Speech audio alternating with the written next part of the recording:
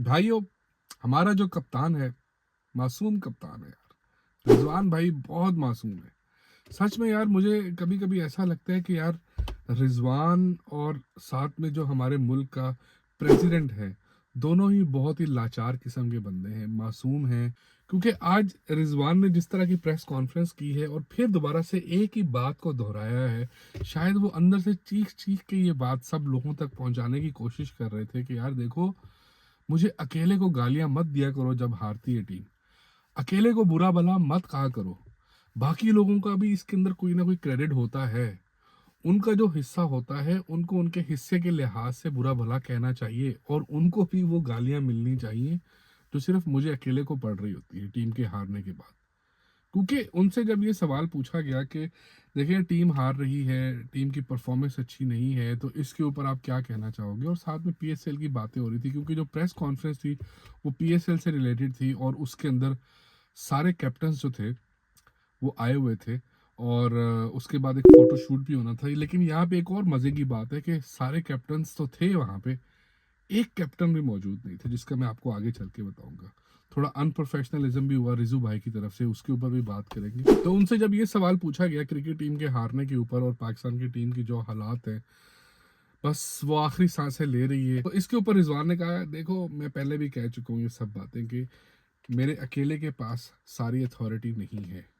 इसके अंदर और भी बहुत सारे लोग हैं जो इसके अंदर शामिल हैं और वो अपनी अथॉरिटी के लिहाज से काम कर रहे हैं। जो उनको काम सौंपा गया है वो काम देख रहे हैं।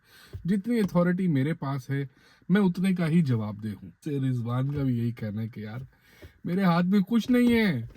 अगर टीम हारती है तुम्हारी, तो उसके अंदर बाकी लोगों के भी शमूलियत होती है, वो भी अपना पूरा पूरा हिस्सा रखते हैं। तो ये जो लान तान है, इसका बराबर बराबर हिस्सा सबको मिलना चाहिए।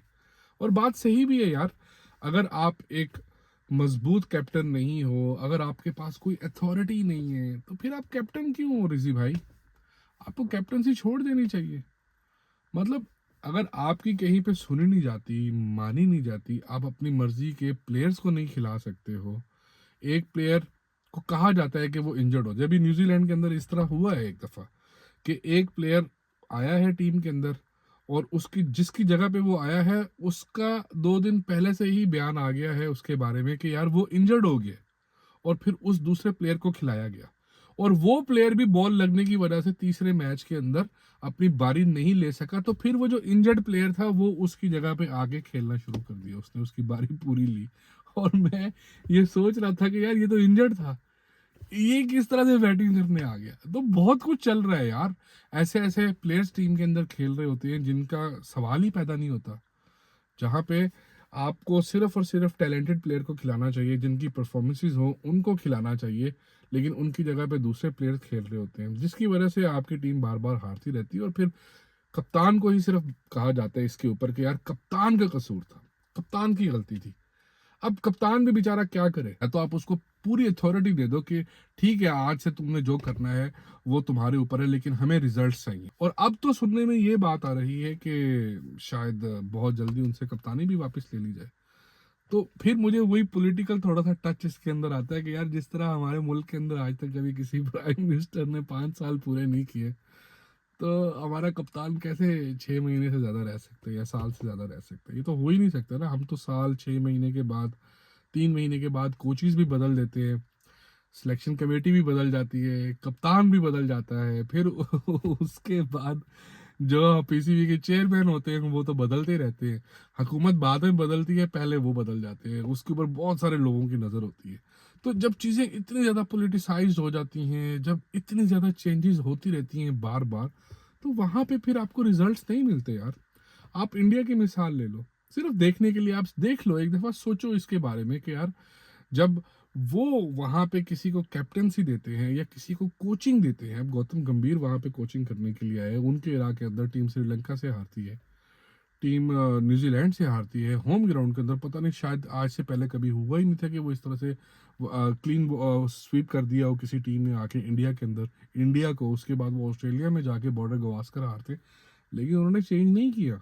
उन्होंने अपना कॉम्बिनेशन भी वही रखा, कप्तान भी वही रखा, कोच भी वही रहा। उसके बाद आप देख लो रिजल्ट क्या था। चैंपियंस ट्रॉफी इंडिया जीत गया। आईसीसी के जो सबसे बड़े इवेंट्स होते हैं वो उनके पास है, उनकी टीम कितनी स्ट्रांग है। तो ये चीज़ें इस वजह से होती हैं जब आप किसी भी कैप्टन को पूरा मौका देते हो, कोचिंग का पूरा मौका देते हो। जब वो इस तरह आप उनको बार-बार हटाते रहते हो, या किसी प्लेयर को ये डाउट हो जाता है ना कि पता नहीं मैं खेल पाऊँगा या नहीं खेल पाऊँगा अगले मैचेस या सीरीज़ के अंदर, तो भाई उनकी परफॉर्मेंसेज़ नहीं होती, वो डर जाते हैं, मेंटल प्रेशर होता है उनके ऊपर, स्ट्रेस होता है कि अब अगर मेरी परफॉर्मेंस ना हुई तो मेरी छुट्टी हो जाएगी। अब इसी वजह से आज बहुत सारे लोग ये बात कर रहे हैं कि यार वो किसी और की शलवार पहन के वहाँ पे आ गए थे। हालाँकि बाकी सब लोगों ने किट पहनी हुई थी, तो ये बड़ा ही अनप्रोफेशनल बिहेवियर है। अब अगर एक कैप्टन का इंटरेस्ट ही नहीं होगा, तो वो भाई फिर बस ऐसे ही उठ के आ जाएगा जो उसका दिल करेगा। हालाँकि अगर जहाँ पे वो आए थे, बहुत सारे लोग वहाँ पे मौजूद थे जो उनको बता सकते थे कि यार सारे ड्रेस्ड अप हुए हुए हैं, इसके बाद हमने तस्वीरें खींच दी हैं। और ये तस्वीरें हम पूरी दुनिया के अंदर दिखाएँगे कि यार देखें, पाकिस्तान का एक बहुत बड़ा ब्रांड है, बल्कि सबसे बड़ा ब्रांड है क्रिकेट का, और वो स्टार्ट होने वाला है। लेकिन उन्होंने बिल्कुल इस चीज़ की परवाह नहीं की, ना किसी ने उनको रोका, ना किसी ने पूछा, ना टोका। लेकिन सवाल बनता है, सवाल बनता है रिजवान से कि आप कैप्टनसी छोड़ दें, मत खेलें पीएसएल इस तरह से एज़ अ कैप्टन भी, और पाकिस्तान की क्रिकेट टीम की क़यादत भी छोड़ दें आप, लेकिन थोड़ा-सा प्रोफेशनल ज़रूर रहें। ये ड्रेस्ड अप होना बहुत ज़रूरी है, वरना फिर जो मुल्तान सुल्तान के ओनर हैं, उनसे बंदा पूछ लेता है कि अभी चंद दिन पहले आपने बड़े-बड़ी बातें की हैं कि यार पीएसएल बड़ा ब्रांड नहीं है, पैसे नहीं कमा हो रहे उससे, क्या चेंजेस आई हैं? तो वाक़ई में चेंजेस तो नहीं आई। इवन जब आपकी टीम का जो कैप्टन है, वो ही आपकी किट ना पहन के आए, वो ही इतना अनप्रोफेशनल ड्रेस्ड अप हो, तो चेंजेस तो नहीं आएँगी ना फिर।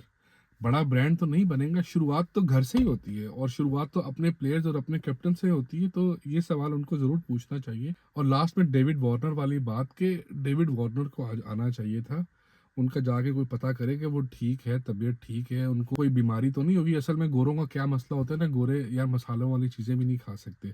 दिल भी इनका बहुत कर रहा होता है स्पाइसी खाने का, लेकिन जब ये खा लेते हैं तो फिर इनको इनका पेट खराब इनका पेट खराब हो जाता है।